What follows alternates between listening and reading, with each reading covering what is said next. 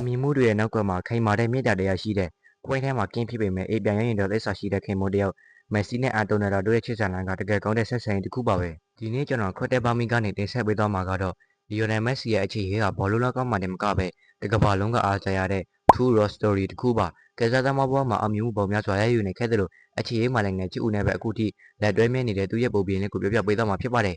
ဘောလုံးနဲ့ဖယားမက်ဆီရဲ့တဦးတည်းသောငယ်ချစ်ဦးပုံပြင်ကမ္ဘာအကောင်ဆိုဘောလုံးသမားတရရဲ့နောက်ကွယ်မှာဘယ်သူရှိနေတယ်လဲအောင်မြင်တဲ့မျိုးသားတရရဲ့နောက်ကွယ်မှာတော်တဲ့မျိုးသမီးတယောက်ကရှိနေစမြဲဆိုတဲ့စကားအတိုင်းမက်ဆီအတွက်တော့အဲ့ဒီလူဟာအာတိုနယ်လာတို့ကူဆိုပါပဲမက်ဆီကအသက်9နှစ်အရွယ်ရိုဆာရီယိုမြို့လေးမှာကစားနေကြတဲ့ကသူ့တငယ်ချင်းရူကစ်ကယ်ရီယာရဲ့ဝမ်ကွက်ညီမလေးဖြစ်သူအာတိုနယ်လာကိုစတင်တွေ့ရှိခဲ့တာပါအသက်9နှစ်အရွယ်မှာတင်မက်ဆီကသူ့မကိုတနေ့ကျရင်မင်းဟာ9ရက်ချစ်သူဖြစ်လာမှာပါလို့ကတိစကားပေးခဲ့ပူးပါတယ်မက်ဆီအသက်13နှစ်အရွယ်မှာဘာစီလိုနာကိုထွက်ခွာသွားတဲ့အချိန်မှာသူတို့နှစ်ဦးဝေးကွာခဲ့ကြပါတယ်ဒါပေမဲ့2005ခုနှစ်အာတိုနယ်လာရဲ့တငယ်ချင်းတယောက်ကွယ်လွန်သွားတဲ့တဲ့င်းကိုကြားချင်းမက်ဆီဟာသူမဘေးမှာရှိနေပေဖို့အာဂျီတီးနားကိုချက်ချင်းပြန်လာခဲ့ပါတယ်။အဲ့ဒီအချိန်ကစပြီးသူတို့နှစ်ဦးရဲ့ခြေစလမ်းဟာတရားဝင်ပြန်လည်စတင်ခဲ့ပါတယ်။သူတို့နှစ်ဦးဟာ2019ခုနှစ်မှာ Santry Wedding လို့တင်စားရမယ့်ခန္ဓာတဲ့မင်္ဂလာဆောင်ကိုကျင်းပခဲ့ပါတယ်။အခုဆိုရင်သူတို့မှာတားရတနာ3ယောက်ရှိနေပြီဖြစ်ပြီးပျော်ရွှင်စရာမိသားစုဘဝလေးကိုတည်ဆောက်ထားပါတယ်။မက်ဆီရဲ့အခြေအကဘာကြောင့်လူတွေကိုစိတ်လို့ရှားစေတာလဲ။ပထမအုပ်ဆုံးတစ်ခုကတော့သစ္စာရှိမှုပါ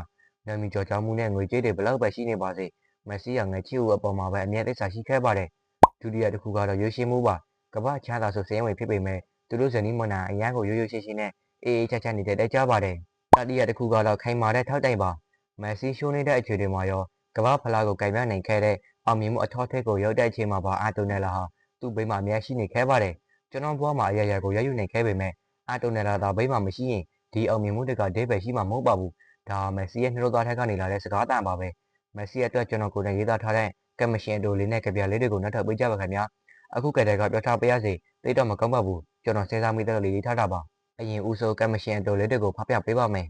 ပါထမတစ်ခုကမ္ဘာဖလားကိုကင်ပြနိုင်ခဲ့ပေမဲ့မက်ဆီရဲ့အကြီးမားဆုံးအမြင်မှုကတော့9နှစ်သားကတည်းကချစ်ခဲ့ရတဲ့ငယ်ချစ်ဦးကိုလက်တွဲထားနိုင်တာပါပဲတပွားလုံးစာတွေတယောက်ထဲသောသူဒုတိယတစ်ခုမက်ဆီလိုအမြင်ချင်းမက်ဆီလိုသစ္စာရှိဖို့ရလိုတယ်နော်9နှစ်သားလေးကဂတိကိုတီးခဲတယ်ဘောလုံးနဲ့ဖယားတတိယတစ်ခုကဘာကျော်ပေမဲ့မမရီရောခဲတဲ့ငယ်ကျွမ်းဆွေဆိုတော့ကပြလေးကိုဆက်ဖပြပါမယ်ခင်ဗျာမက်ဆီနဲ့အာတိုနယ်လာတို့ရဲ့နှစ်ပုံများစွာခိုင်မြဲတဲ့ချစ်စလန်းကိုဂိုပြူတဲ့အနေနဲ့ဒီကပြလေးကိုရေးသားပေးလိုက်ပါတယ်။ရိုဆာရီယိုမြို့ပြထဲမှာ9နှစ်သားရွယ်ကလေးကမင်းဟာ9ရက်ချစ်ဦးပဲလို့ဂတိစကားသူဆိုခဲ့ဖူးတယ်။လောကဒဏ်နှိုင်းတွေကြားဘာစီလိုနာအထိဝိတ်ကောက်ခဲ့ပေမဲ့နှိုးသားရဲ့အိမ်ပြန်လန်းကိုတော့သူဘယ်တော့မှမမေ့ခဲ့ဘူး။အောင်မြင်မှုတွေတန်ဖိုးရန်ပုံနဲ့ကဘာကချီးကျူးနေတဲ့အချိန်မှာတော့သူ့ရဲ့မြေလုံးတွေကရှောင်မင်းနေတာသူ့ကိုအမြဲအားပေးနေတဲ့သူမရဲ့ပြုံးနေကိုပါဘောလုံးလီယောစုတွေဘယ်နှလုံးပဲရရကဘာဖလာကိုဘယ်လိုပဲကံရနေပါစေမက်ဆီအတွက်ဖို့တန်ဆိုထူလက်ကလက်တွဲမဖြိုးစတဲ့အနားမှာမျက်ရှိတဲ့အာတိုနယ်လာဆိုတဲ့ငယ်ချစ်ဦးလေးပါပဲကိစ္စတရက်ကိုအခြေခံလို့ဝီတက်စုကဘာငယ်လေးကိုတိစောက်ခဲ့တဲ့ဒါကွင်းပြင်ပမှာသူတင်ခဲ့တဲ့အတောက်ပဆိုအနိုင်ကိုပုံပြင်ပေါ့မက်ဆီရဲ့အခြေရေးကိုပို့ပြီးလေးလေးနက်နက်နဲ့ခံစားချက်ပေါအောင်နောက်ထပ်ကပြလေးတစ်ပုဒ်ကိုသစ္စာရှိဘင်းဆိုတဲ့ခေါင်းစဉ်နဲ့ဖပြပေးပါမယ်